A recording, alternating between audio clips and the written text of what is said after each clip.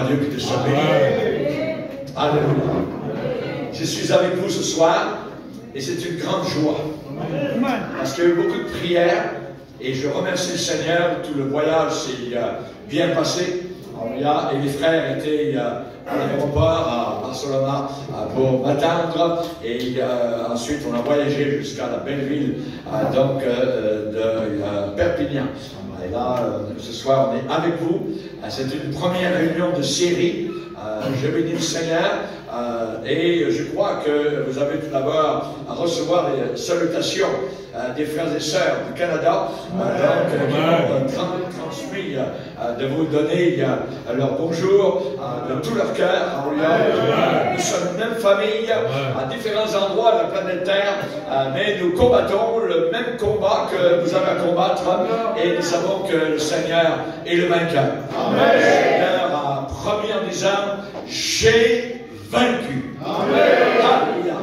Il a vaincu. Amen. Et si nous suivons un vainqueur, nous ne suivons pas un vaincu. Nous suivons quelqu'un qui nous emmène dans la victoire.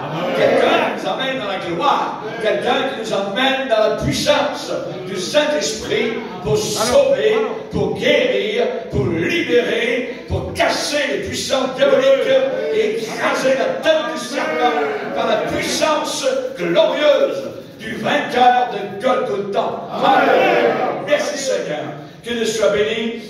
Je vous transmets aussi les salutations de ma chère épouse. Amen.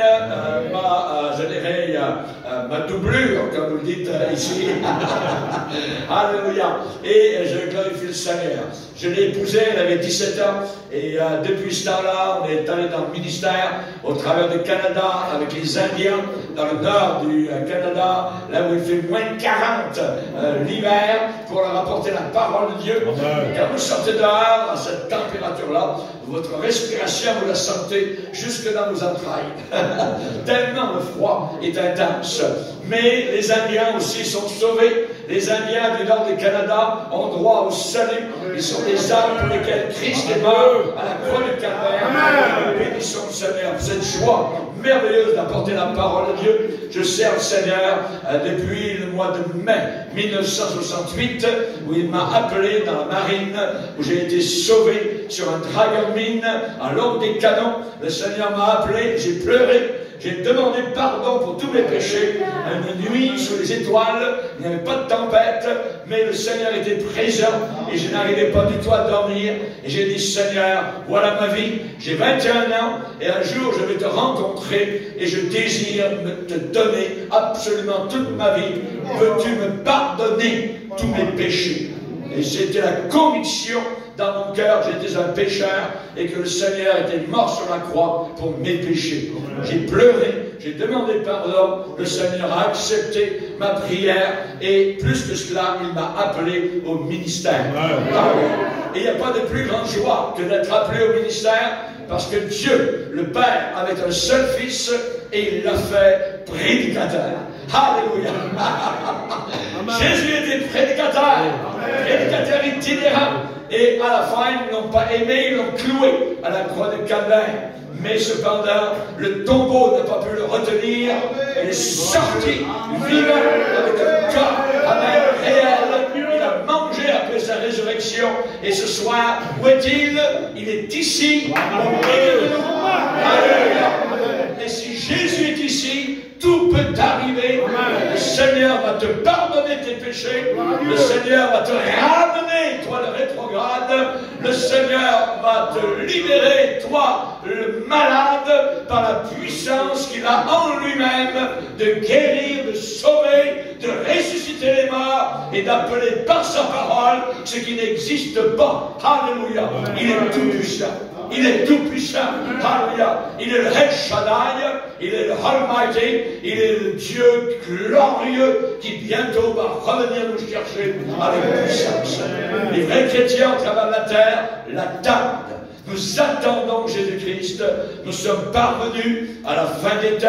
Nous sommes là comme génération qui voyons actuellement ce qu'aucune autre génération n'a pu voir, la préparation du monde globalement pour l'Antichrist. Et Jésus dit que ces choses commencent commencerons à arriver, relevez la tête, votre délivrance est proche. Alléluia. Alléluia. Que Dieu soit béni. Je me sens ce soir en famille. Amen. Alléluia. Je bénis le Seigneur pour ceux qui sont dévoués, les pasteurs et pasteur Ernest, alléluia, qui s'est dévoué, qui a communiqué plusieurs fois avec moi au Canada pour m'inviter. Et je glorifie le Seigneur, amen, pour toute la préparation qui a eu lieu. Et je pense que durant cette fin de semaine, Dieu va faire des choses merveilleuses au milieu de son peuple. Attendons-nous au Seigneur. Attendons-nous à Dieu. Ce n'est pas à moi, c'est au Seigneur que vous devez vous attendre. Je ne suis qu'un serviteur, je ne suis qu'un canal, je ne suis rien du tout, je ne suis qu'un pécheur sauvé par la grâce de Dieu. Mais le grand privilège, c'est que nous portons dans les bases de terre un grand trésor. Un grand trésor. Que Dieu soit glorifié. Ça fait plus de 50 ans que je sers le Seigneur et je glorifie le Seigneur. Je ne voulais pas générer faire autre chose. J'étais intendant de bar sur les navires. J'ai navigué d'abord sur un pétrolier norvégien, basé à Oslo, en Norvège. Et j'ai 17 ans embarqué à Rotterdam sur ce navire.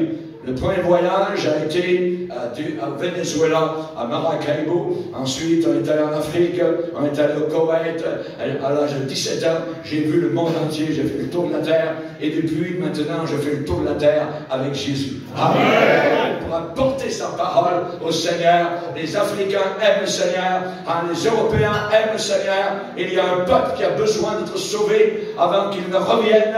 Et tout est possible à celui qui croit. Il y a des gens qui pleurent, il y a des gens qui crient, il y a des gens qui demandent de l'aide. Il y a nos Macédoniens qui demandent de l'aide. Viens vers nous, secours-nous, secours-nous. Il y a besoin de secours aujourd'hui. Et actuellement, le seul secours, ce n'est que l'Évangile. Il n'y a que l'Évangile qui peut aider une génération. Aucun gouvernement ne pourra vous aider. Aucun homme politique ne pourra vous aider. Il n'y a que Jésus-Christ qui est la réponse aux problèmes actuels de notre société. Des problèmes inimaginables, mais le Seigneur est à la hauteur. Et c'est lui seul qui nous donne l'espérance, non pas à la terre, sur la terre, mais l'espérance qui est dans le ciel. Amen. Notre chez nous n'est pas sur la terre. Nous ne sommes que des étrangers et des voyageurs. Mais un jour, nous serons là-haut avec le Seigneur et pour toujours. Nous le verrons. Nous le verrons. Je le verrai. Alléluia. Gloire au Seigneur. Et j'aimerais que vous puissiez aujourd'hui entendre la merveilleuse parole de Dieu. Cette parole est glorieuse. Nous avons actuellement un site. Certains nous ont écoutés donc sur Internet. Nous avons actuellement 30 000 personnes à chaque fois qu'il y a un message qui sort, qui est écouté dans le monde entier. Nous avons des émissions de radio aussi sur le Canada, la province du Québec. Tous les jours, la parole de Dieu est annoncée et je glorifie le Seigneur. Nous avons des voyages missionnaires en Afrique, je suis allé dans différents pays, en Roumanie, en Europe, en Angleterre, en Suisse, en Allemagne. Au mois de juillet, j'étais à Londres. Il y a une grande convention qui a eu lieu. Amen. C'est la première fois où les églises se réunissaient après le Covid.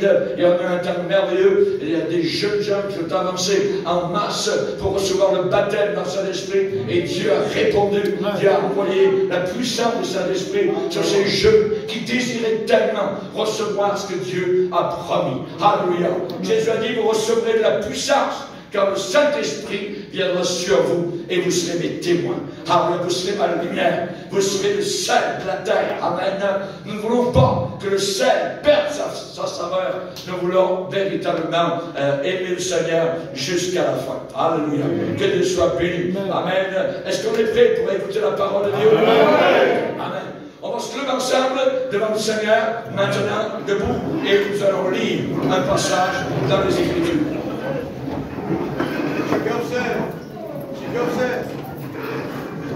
Celui qui le peut se lève s'il vous plaît. Wow. Oh, Jésus. On va lire dans Actes chapitre 27.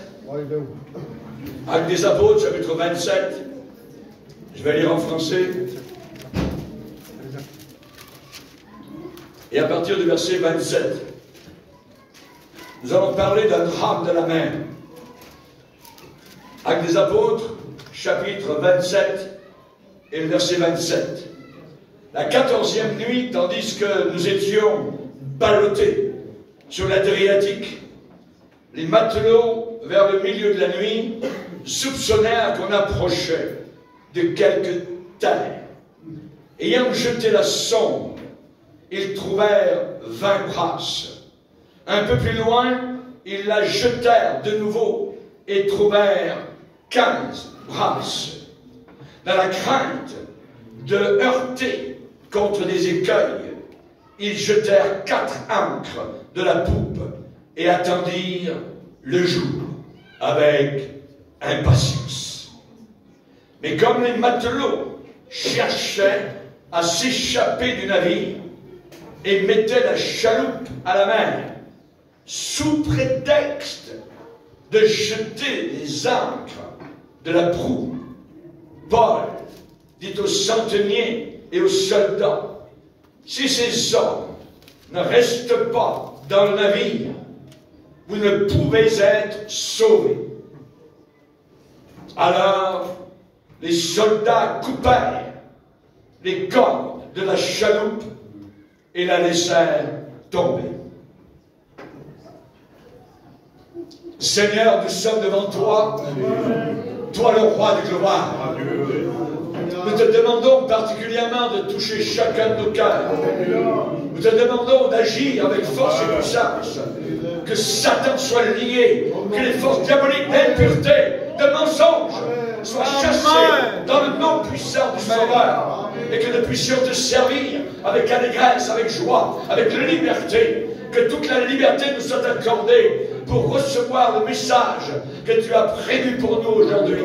Et nous te le demandons dans le nom puissant, le nom merveilleux, le nom craint, jusqu'au fond de l'enfer, le nom de Jésus-Christ, Sauveur du monde, crucifié, saignant, enterré et ressuscité d'entre les morts.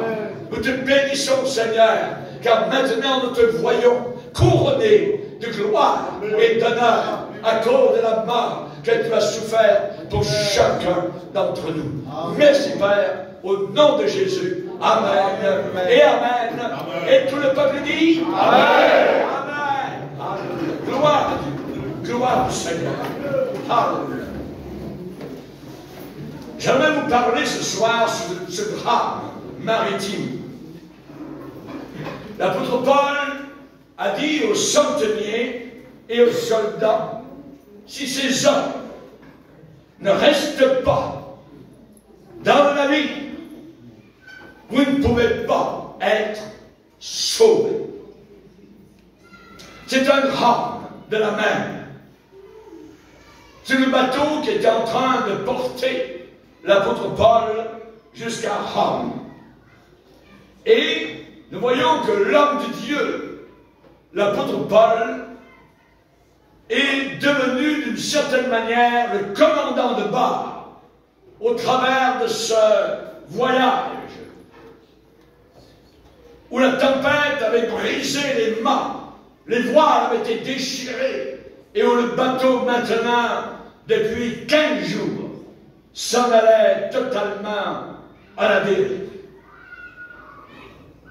Mais Dieu avait dit à Jérusalem, durant une nuit, dans la tour Antonia, la tour où les Romains avaient la garnison de soldats, il avait dit, Paul, écoute bien, de la même manière où tu as été mon témoin ici, à Jérusalem, tu seras mon témoin à Rome. Donc, si Dieu avait dit que Paul devait aller à Rome, rien n'allait empêcher Paul d'arriver. Mais il semblait que les éléments étaient déchaînés et que ce que Dieu avait déclaré n'arrivait pas. J'aimerais vous dire que ce que Dieu déclare, ça arrive. Ce que Dieu dit, il le fait. Les promesses du Seigneur sont oui et amen à cause de Jésus-Christ. L'apôtre Paul est devenu comme le commandant, parce que les autres ne savaient plus quoi faire. Et durant la nuit, durant la tempête, le Seigneur avait averti Paul. Il avait dit, aucun de ceux qui sont sur le navire, environ 300 personnes, ne mourront. Et il semblait qu'ils allaient tous mourir. Mais là, l'avertissement avait été, aucun de vous ne mourra.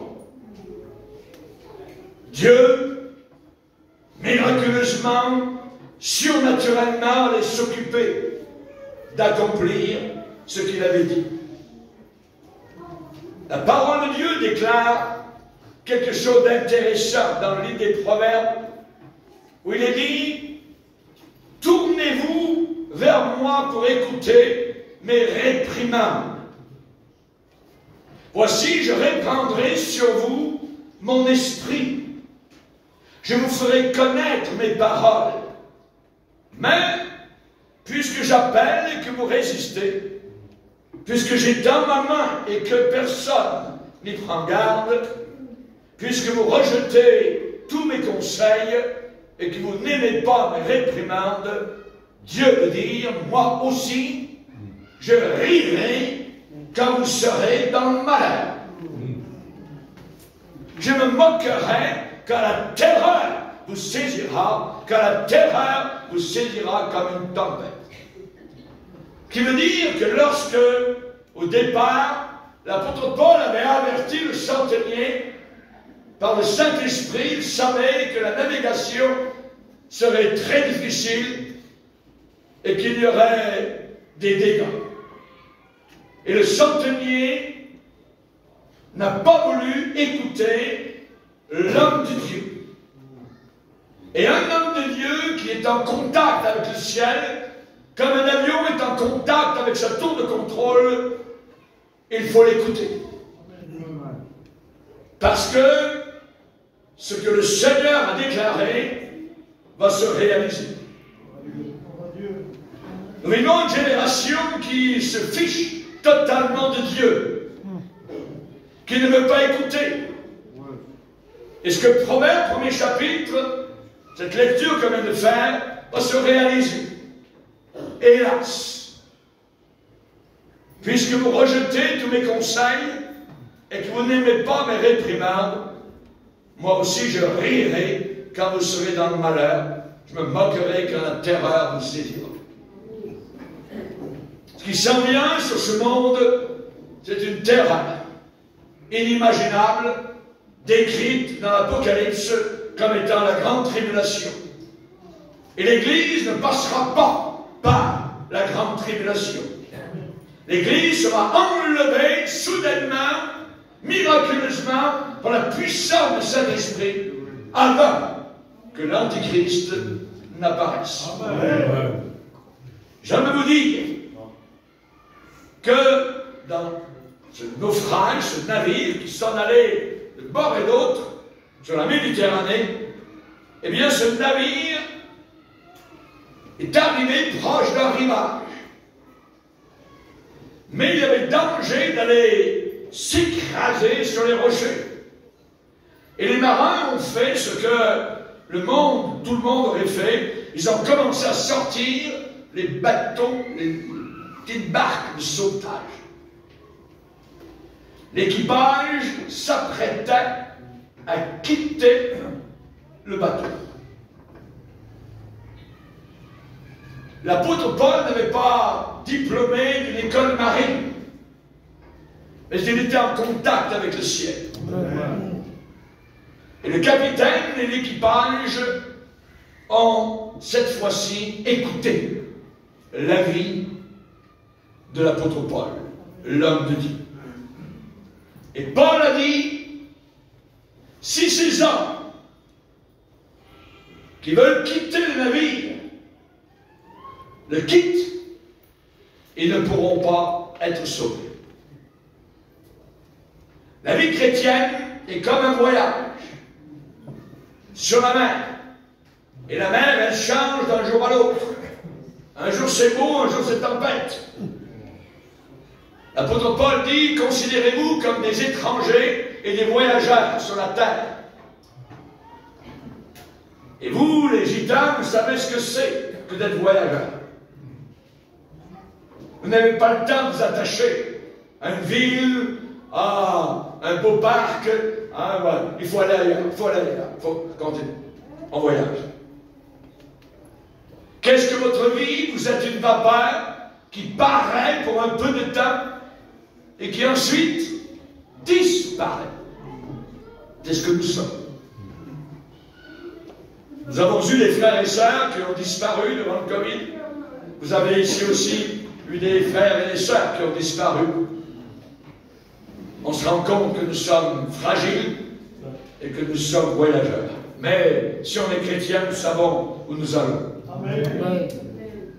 Le bateau de l'apôtre Paul représente la vie par l'Évangile, la vie chrétienne. N'oublions jamais une chose, c'est que même si le bateau de l'Évangile est âgé, c'est un vieux rafio, ça fait 2000 ans, et il n'a pas coulé encore. Et vous avez embarqué dans ce bateau, dans la vie de l'Esprit, dans la vie de l'Évangile. N'oublions jamais que même si le bateau est vieux, ce principe est éternel. À moins de rester sur le navire, on ne peut pas être sauvé. Il faut rester. Il faut demeurer dans l'Évangile. Et il dit que ces hommes cherchaient à s'échapper sous prétexte de mettre les chaloupes à la mer. Et ils voulaient échapper. La Bible dit, comment échapperons-nous si nous négligeons un si grand salut? Si nous mettons de côté, si on s'en fiche du salut, la croix, le sang, le sacrifice, un sacrifice divin, on ne peut pas passer à côté. N'essayez pas d'échapper.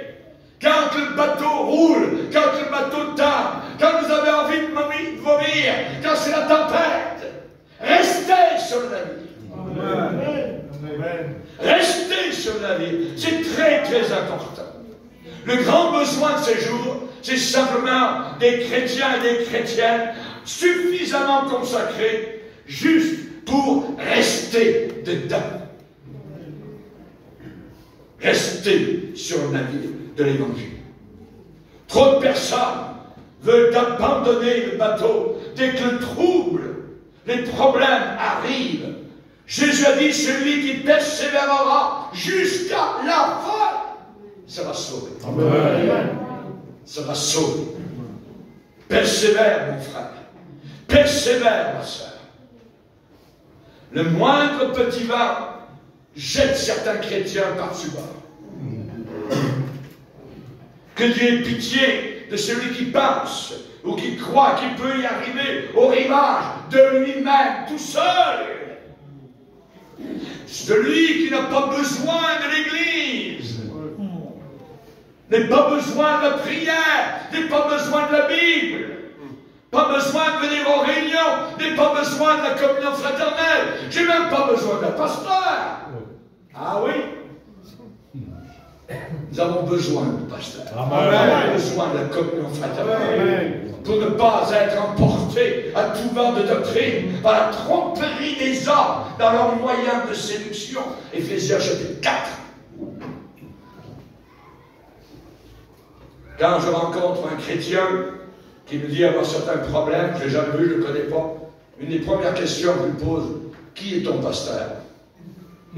Oh, j'ai pas de pasteur. Ah oui. La personne ne veut pas de pasteur. On a besoin de pasteurs, d'hommes solides, pas des gens qui branlent dans le manche, pas des gens qui nous enseignent des folies que l'apôtre Paul n'a jamais enseignées. On n'a pas besoin des souffleurs, des gens qui tombent par terre, qui roulent par terre. Montrez-moi ça dans les évangiles. À aucun endroit nous voyons une telle chose, telle folie. On met sur le dos de Dieu des choses inimaginables. Les sorciers aux Indes font exactement la même chose que Bénin fait, faire tomber les gens par terre par la puissance de Satan.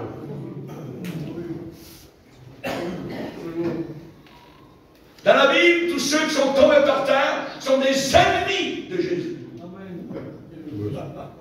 Quand Jésus a dit, qui cherchez-vous? Jésus de Nazareth, c'est moi, paf!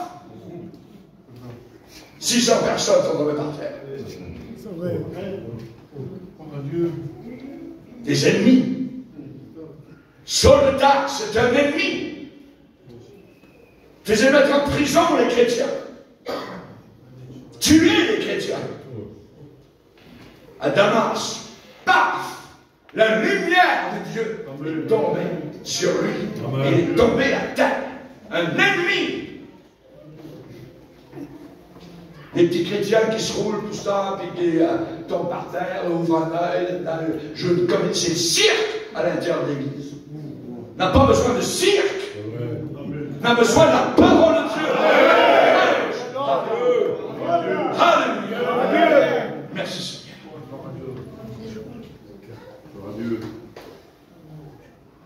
Le bateau de l'apôtre Paul a été cassé, brisé. J'aimerais vous dire que ce bateau, le bateau de l'évangile, le vieil évangile, qui a sauvé des millions de personnes, on a une histoire, on a 20 siècles. On n'a pas besoin de nouvelles révélations.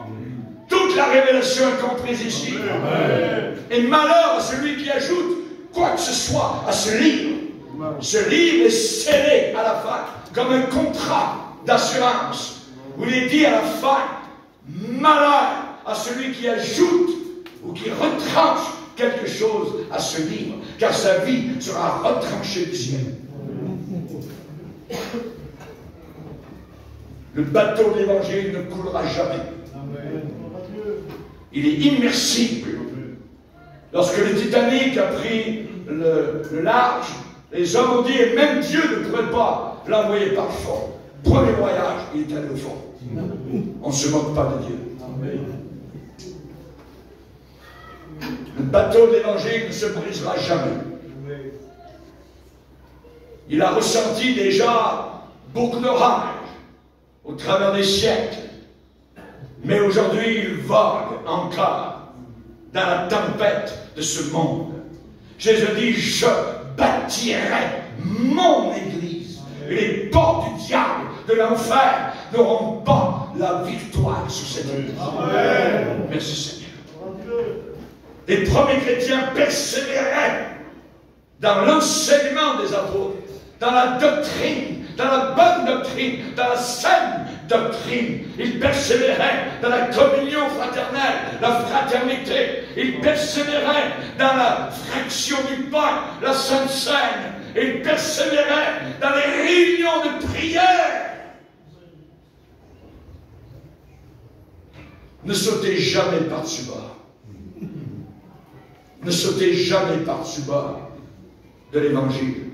Pourquoi? Parce que ce bateau dans lequel vous êtes s'en va à sa destination, aussi certain que vous me voyez ce soir. Premièrement, certains quittent le navire par découragement. Ils quittent parce qu'ils sont découragés.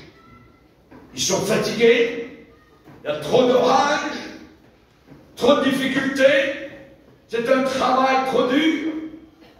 C'est ce qu'ils disent. Moi, ça fait plus de 50 ans, et je trouve que Jésus a eu raison quand il a dit mon joug est doux et léger. Amen. Gloire à Dieu. Léger. Amen. C'est pas lourd. Vous savez, Jésus un jour a rencontré des candidats disciples. Il y avait un scribe qui est venu vers Jésus. Et il a dit, Maître, je vais te suivre partout où tu iras. Ah ouais. Jésus lui a dit, tu sais, les renards, ils ont des tanières, mais le Fils de l'homme n'a pas reposé la tête. Veux-tu me suivre? C'était quelqu'un d'impulsif, quelqu'un de fasciné par les réunions que Jésus accomplissait. Mais il n'avait pas réfléchi au prix à payer. Un autre a dit, Seigneur, je vais te suivre, mais s'il te plaît, j'aimerais aller ensevelir mon père. Je vais attendre jusqu'à ce que mon père décède, et puis une fois que les choses seront réglées, l'enterrement, tout ça, le testament, là je serai libre. Si j'avais dit ça, moi, j'aurais attendu au moins 30 ans. Parce que quand je suis venu au Seigneur, que le Seigneur m'a appelé au ministère, eh bien mon père a encore environ duré 30 ans sur la terre. Qui veut dire que quand Dieu t'appelle, suis-le tout de suite. Amen. Suis-le. Un autre a dit, Seigneur, je vais prendre congé d'abord de ma maison, et puis ensuite, je vais te suivre. Et Jésus a répondu, quiconque met les mains à la charrue et regarde en arrière n'est pas propre pour le royaume de Dieu. Amen. Ne regarde jamais en arrière. L'arrière, c'est la pourriture, c'est le passé. Alléluia. C'est fini. Si quelqu'un est en Christ, les choses anciennes sont passées. Et voici que maintenant, toutes choses sont devenues nouvelles. Amen. Nouvelles.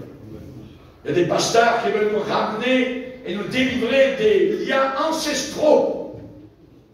C'est-à-dire qu'ils vont nous dire, oui, dans le passé, ton père, ton grand-père, ton arrière-grand-père, ainsi de suite.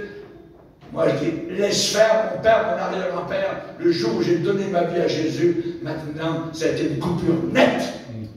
Les choses anciennes sont passées. Maintenant, toutes choses sont devenues nouvelles. On n'y retourne plus. Quiconque met les mains à la charrue et regarde en arrière n'est pas digne pour le royaume de Dieu. Winston Churchill, durant la Deuxième Guerre mondiale, est arrivé devant son peuple en Angleterre. Alors que les nazis attaquaient l'Angleterre et bombardaient les villes, Churchill s'est présenté devant son peuple, était courageux. Savez-vous ce qu'il leur a promis?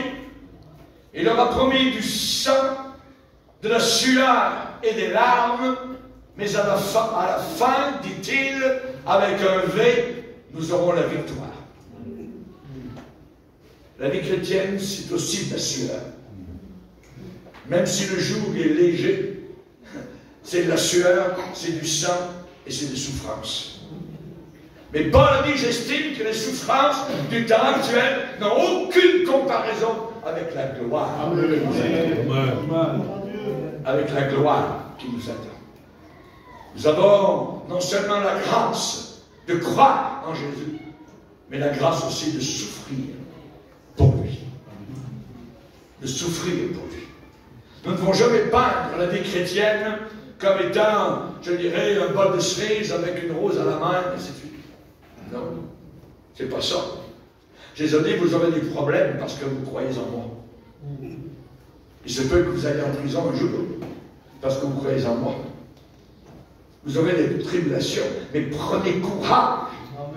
J'ai vaincu le monde. Amen.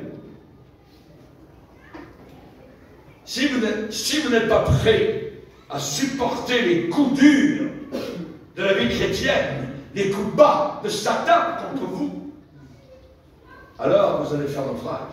Vous allez sauter par-dessus bord. Vous allez dire, au moins, non, c'est terminé. Et le diable vous aura émarré dans votre dos. David a dit, Seigneur, s'il te plaît, garde-moi. Pour que l'ennemi ne puisse pas ricaner dans mon dos et dire, ah ah, je l'ai eu. Je l'ai regagné. Dans l'Épître aux Hébreux, il dit, nous ne sommes pas de ceux qui se retirent pour se perdre. Perdre. Nous parlons de perdition, nous parlons d'enfer éternel. C'est inimaginable, c'est Jésus qui en a parlé le plus. Même si le pape, en 2018, a dit qu'il n'y avait pas d'enfer. C'est un menteur. Ce livre me dit, Jésus a déclaré qu'il y a un lieu terrible à éviter. Si ton âme est pour toi une occasion de chute, il vaut mieux rentrer avec un seul œil dans le ciel que d'avoir deux yeux et d'être jeté en enfer. C'est lui qui a dit cela. Paul a dit à Timothée, souffre avec moi comme un bon soldat de Jésus-Christ. Si les artistes voulaient peindre la vie chrétienne, une image vraie du chemin vers le ciel, alors ils peindraient une mer avec des endroits où elle est démontée, des vagues immenses, et avec un très beau port de paix et de repos juste en haut de l'horizon. La sécurité. Elle n'est pas très loin. Nous avons fait suffisamment de chemin. Nous sommes presque arrivés. Ce n'est pas le temps d'abandonner la vie. Dans les versets d'ouverture de son épître, à Philémon, l'apôtre Paul dit notre bien-aimé, notre compagnon d'œuvre. Et il dédie sa lettre aussi à Archippe. Et il dit notre compagnon de combat. Donc, il dit que Philémon est son compagnon d'œuvre, Archippe, compagnon de combat. La vie chrétienne, c'est les œuvres pour le Seigneur, préparées d'avance, et c'est le combat. Amen. La lutte. Et cette lutte et ce combat ne s'achèveront pas ici, pas sur terre. Pourquoi? Parce que le Seigneur nous a donné une armure. Amen. Avec un casque, avec une épée, avec une cuirasse, avec une ceinture, avec des souliers bien serrés. J'ai prêché en Normandie, en Bretagne, chez un frère gitan, et je lui ai demandé si je pouvais aller au Mont-Saint-Michel. Il a dit oui, on va vous faire visiter ça. Et parmi la visite du Mont-Saint-Michel, dans une salle, on nous a montré l'armure de Du Guesclin, dans le passé, un guerrier français. Et ce qui m'a étonné, c'est que cette armure qui était là sous nos yeux était toute cabossée. Ça veut dire qu'il y a eu des coups, il y a eu des batailles, il y a eu des combats. Mon frère, ma soeur, Dieu t'a donné aussi une armure. Est-elle toute neuve, propre, sans aucun doute? Ou bien est-elle pleine de bosses à cause des batailles, des luttes contre Satan, contre les démons de l'enfer? Alléluia. Premièrement, certains quittent le bateau par découragement. Deuxièmement, certains quittent le bateau pensant que le bateau est trop vieux. Est trop vieux. Ça veut dire que le bateau est passé de mode.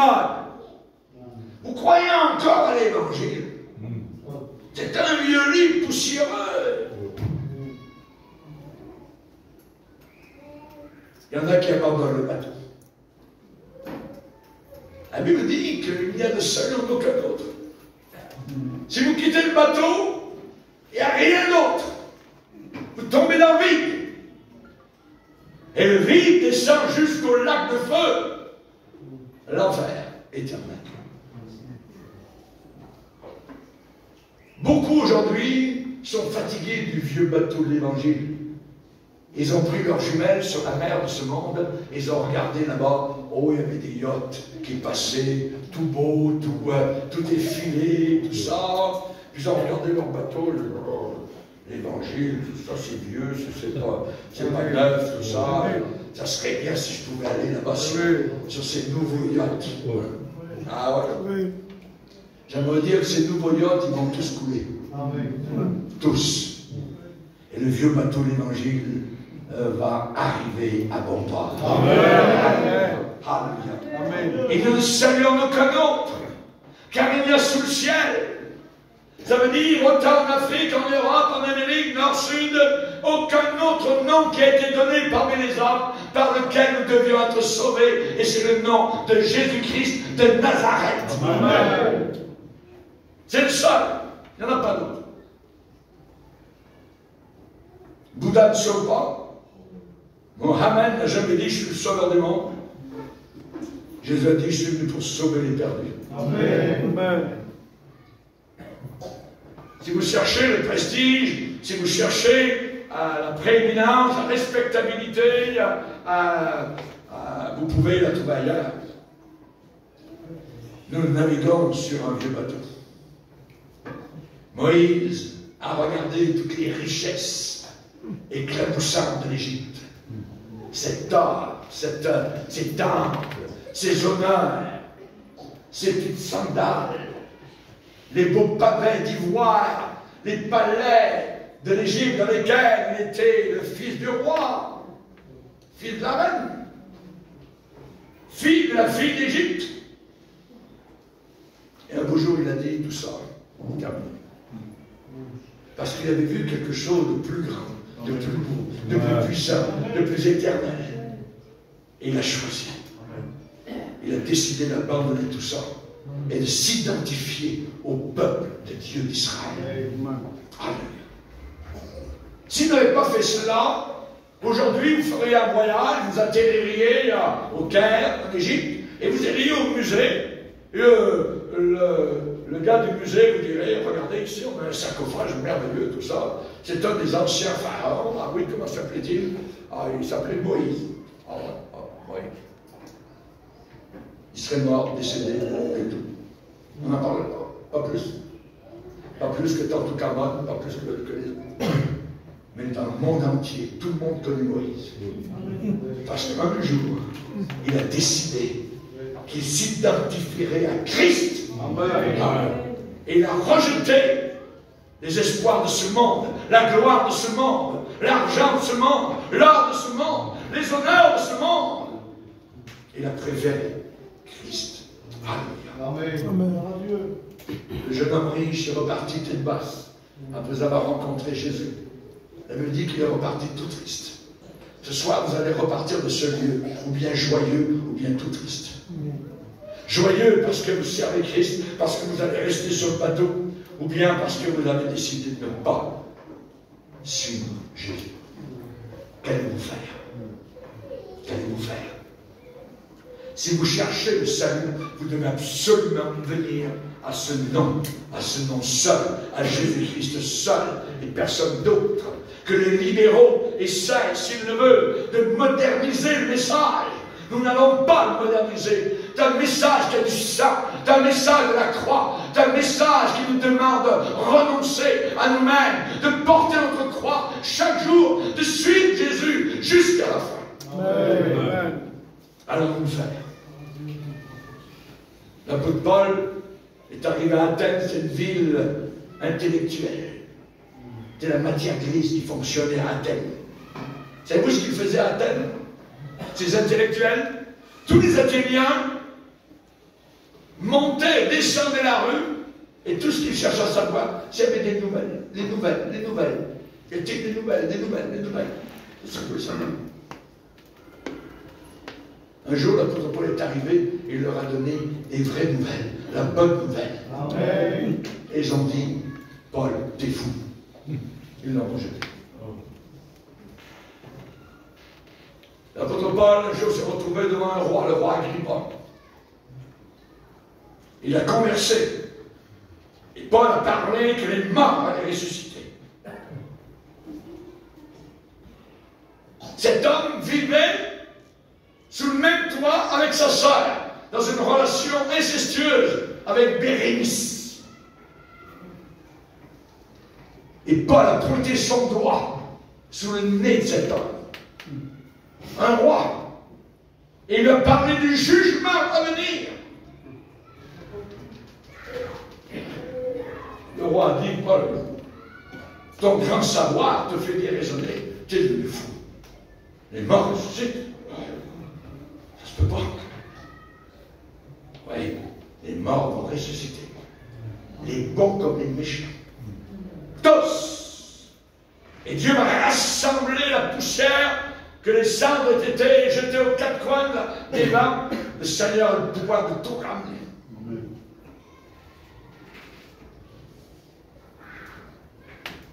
Et il y en a d'autres qui quittent le bateau. Savez-vous pourquoi? Parce qu'ils n'espèrent même plus atteindre le port. Ils pensent que finalement, ça fait des années, on n'y arrivera jamais. Et ils quittent.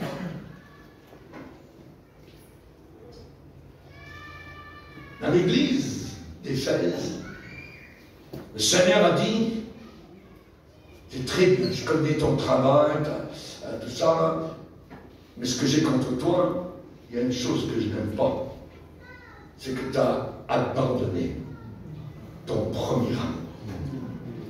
Tu as lâché ton premier amour. Rappelle-toi ce premier amour. Cet amour du printemps spirituel, primavera. Le premier amour. Quand on était sauvés, on frappait au port de l'église. Et pasteur, quand est-ce que vous allez ouvrir? On a hâte, on va aller à la réunion. Chaque réunion, vous étiez là. Amen. Gloire à Dieu. Parce que vous aimiez. La vie chrétienne est faite d'amour. On a commencé par l'amour. L'amour de Dieu était répandu dans nos cœurs par le Saint-Esprit.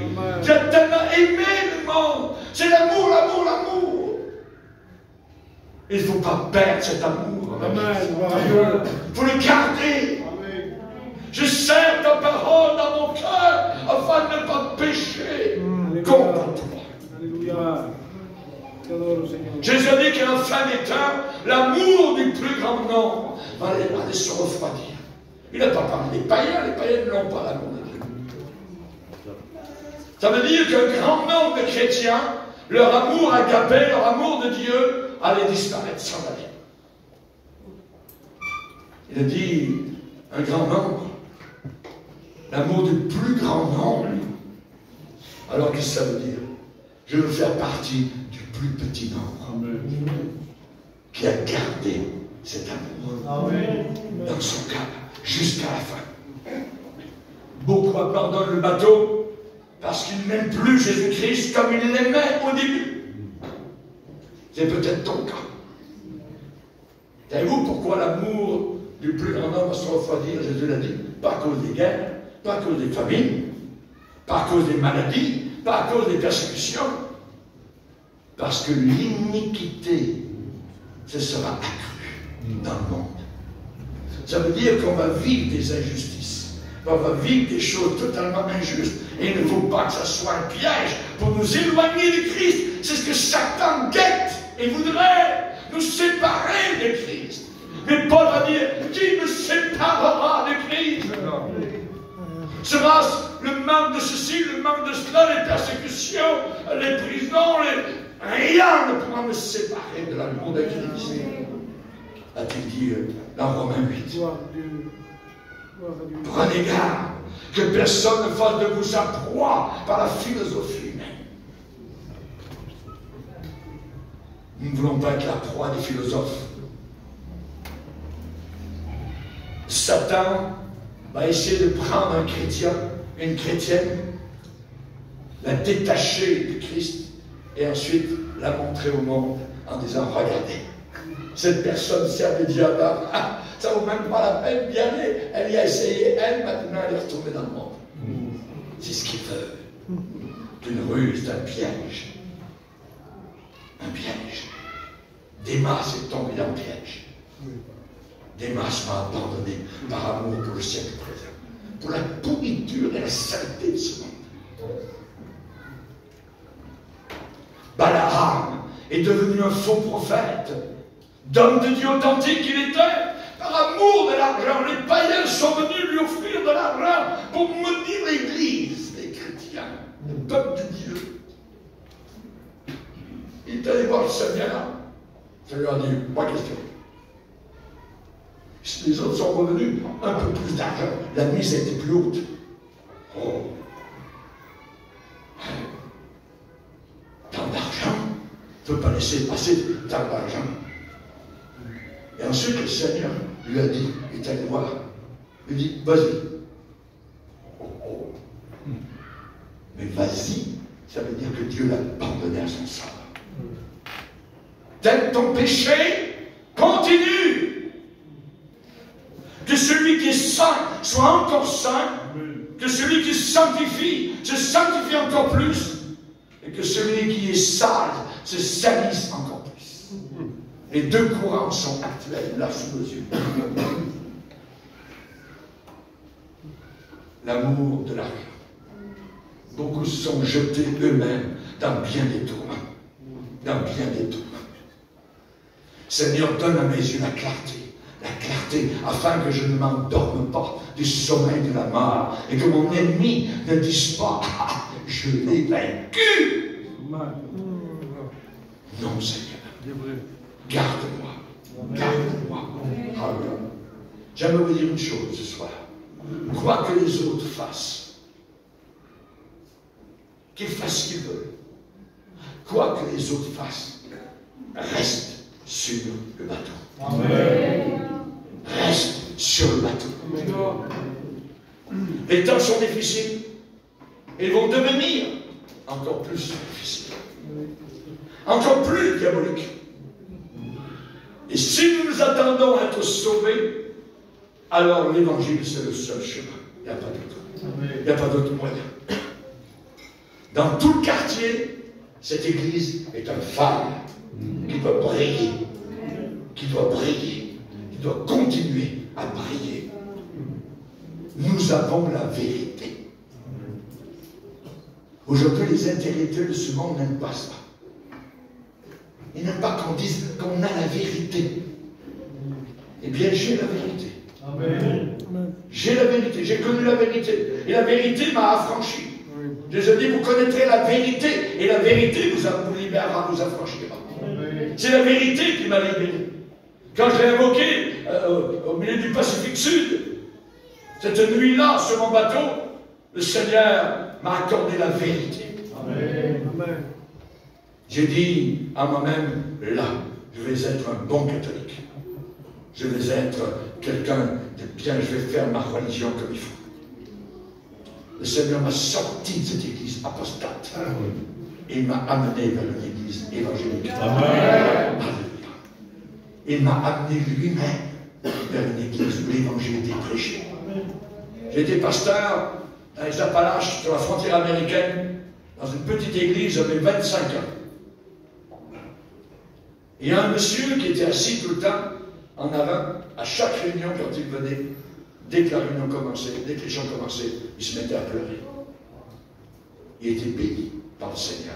L'Esprit de Dieu travaillait son cœur. Et un jour, il m'a raconté.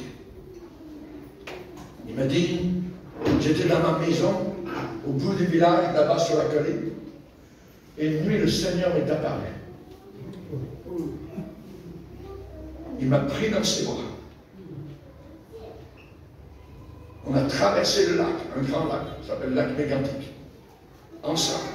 J'étais dans ses bras. Et il m'a emmené vers l'église où j'étais pasteur. Et devant l'église, il m'a montré avec son doigt. Il m'a dit, c'est ici que tu vas venir m'adorer. Seigneur, je ne suis pas digne. Mais il lui a dit ça. Et venir adorer Dieu dans un lieu, c'est quelque chose de merveilleux. C'est quelque chose de glorieux, c'est quelque chose d'inégalable dans ce monde. Ce n'est pas une réunion sociale, c'est une réunion où on rencontre Dieu, où on rencontre un sauveur sans le voir. Pierre l'apôtre a dit, lui, en parlant de Jésus, que vous aimez sans l'avoir vu. Lui que vous aimez sans l'avoir vu. Mais nous le verrons un jour. Amen. Mes yeux verront la gloire de gloire. Amen. Je le verrai déjà, mais non pas les yeux d'un autre. Et il me sera favorable. Ça serait terrible si Dieu vous était défavorable. Je voudrais que vous soyez avec moi au ciel. Amen. Avec Jésus. Amen. Avec ceux qui nous ont précédés. Amen. Avec ceux qui nous ont quittés. Qui sont déjà dans la gloire. Ces gens-là ne sont pas dans le cimetière, dans le tombeau, là quelque part, en attendant la résurrection. Il n'y a rien dans le tombeau. Rien. Ils ne sont pas là. Ils sont déjà au ciel, mais sans avoir un corps de résurrection. Ils sont déjà dans la présence du Seigneur. Alléluia. Savez-vous ce qu'ils ont fait sur le navire? Quand Paul a dit, si ces hommes ne restent pas sur le navire, vous ne pouvez pas être sauvés. Ils ont coupé les cordes de la chaloupe. aujourd'hui, coupe et corde ta chaloupe. Ta chaloupe, tu penses qu'il va te ramener vers le mieux ou meilleur. Il n'y a rien de meilleur que Jésus-Christ. Nous avons le top niveau de ce qui peut exister ici-bas sur la planète Terre. Le Seigneur Jésus. L'Éternel m'a donné une langue exercée pour que je sache soutenir par la parole celui qui est abattu. Ce mot abattu, ça veut dire celui qui est usé par l'usage, comme des pneus qui sont usés. Parfois on est fatigué, c'est vrai, mais on reste, on demeure. Les souliers peuvent s'user, c'est vrai. Nos esprits aussi peuvent parfois être comme usés un peu. Voyez. Mais j'aimerais vous dire que sur le bateau, nous avons tout ce dont nous avons besoin. Amen. Nous avons la guérison. Nous avons le baptême dans le Saint-Esprit. Nous avons la délivrance. Nous avons le pardon de nos péchés. Nous avons tout ce que nous avons besoin pour arriver jusqu'au port de gloire dans le ciel. Celui qui persévérera jusqu'à la fin.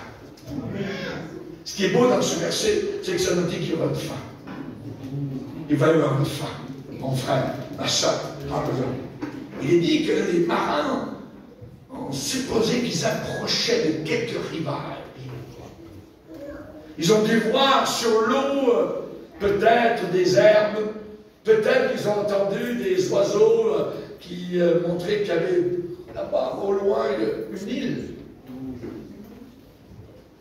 Ils ont vu des évidences. Et nous actuellement, nous avons les évidences autour de nous sur la mer de ce monde que nous approchons de quelques rivages. Amen. On est en train, nous chrétiens, d'approcher d'un rivage de gloire. Alléluia. Nous avons les évidences, nous avons les signes, nous avons la prophétie, nous avons les volcans, nous avons l'iniquité, nous avons la pourriture morale que nous voyons autour de nous, nous avons cette jeunesse qui descend en enfer, nous avons les puissances diaboliques, nous avons les tatouages, nous avons, mettez-en, sont des évidences que nous arrivons, nous sommes, quand vous verrez ces choses, redressez la tête, maintenant baissez la tête, de courber le dos. Non, le temps de relever la tête, ça veut dire de regarder en haut, parce que votre délivrance est proche. Amen. Alléluia. Amen. Alléluia. Amen. Alléluia. Amen. Gloire à Dieu. Amen. Merci Seigneur. Levons-nous ensemble devant Dieu. Levons-nous devant le Seigneur.